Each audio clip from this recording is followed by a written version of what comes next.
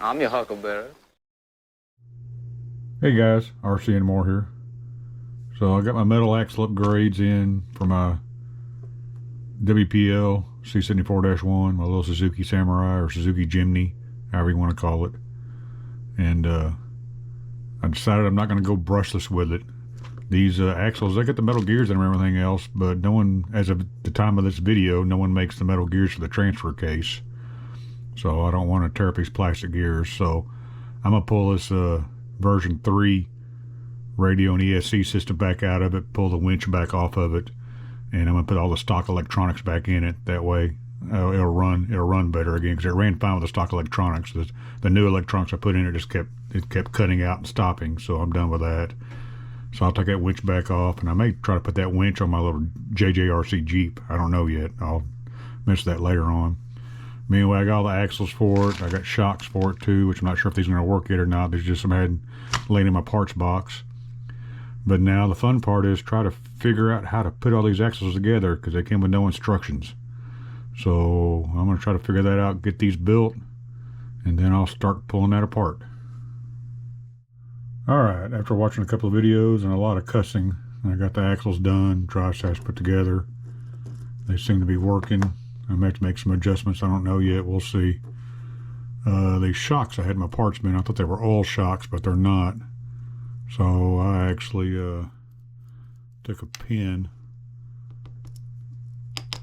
and get out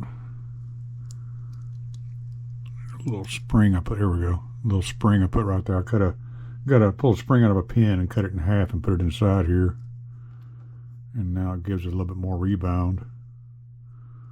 So I'm going to try that, see if that works. Got good little spring action now. So they're not made for this, but they should fit this. I'll see. I think they're just a hair shorter, but which may lower this thing down a little bit, which is fine with me. And I'm going to, don't know if I can do it or not. I'm going to try to scoot that front end up a little bit, because I don't like the way that tire sits so far back, but I don't know if I'll be able to do that or not. But while I have it apart, I'll try it. Anyway, now I'm going to pull this thing apart and see what I can do with it. Alright, chassis done. I got the metal axles, the metal drive shafts installed.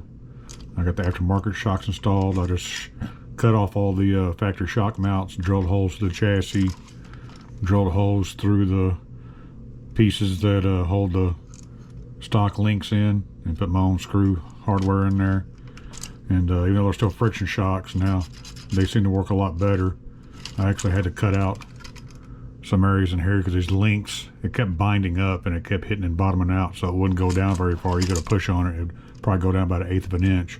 But now it goes down over 1/2 an inch, it looks like. It goes down quite a bit. So this thing might ride a little better. It might be a little bouncy. It may look more realistic, I don't know. But I've got the option now where I can take these off later on and put oil shocks on it. And I'll do that if they ever make metal gears for this transfer case. And if they do that, I'll put a brushless motor in it. Then I'll upgrade all shocks. But until then, it should be fine just like this. But I need to do a few more finishing pieces on the body, and then I'll put it on there, and then we'll go from there. Alright, it's back together now. I've got all the stock electronics back in it, so hopefully it won't be cutting out anymore. It is a little bouncy with those new shocks, so I don't know if it's make it look more realistic or what, how it's going to handle. I'm not too worried about it. But I do have I've got tail lights on it now, which has got a reverse light and brake lights. So I got that hooked up now. So it's ready to go. So the next thing to do is take it out on the trail and see how well it runs like this.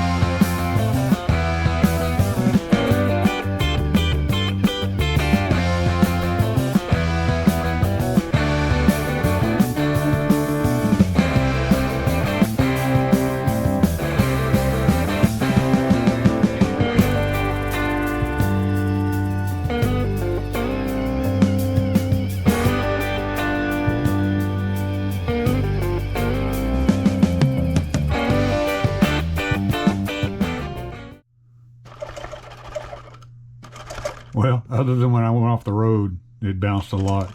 These friction shocks. But it drove good, especially on concrete, drove good, and I was very happy with it. It didn't cut out every 5 seconds, lose contact like it did before. There's no binding with the steering either, so I resolved that issue. Luckily, I have the holes pre-drilled out, so I can actually take these aftermarket friction shocks off, put me some good oil-filled shocks on here and do that.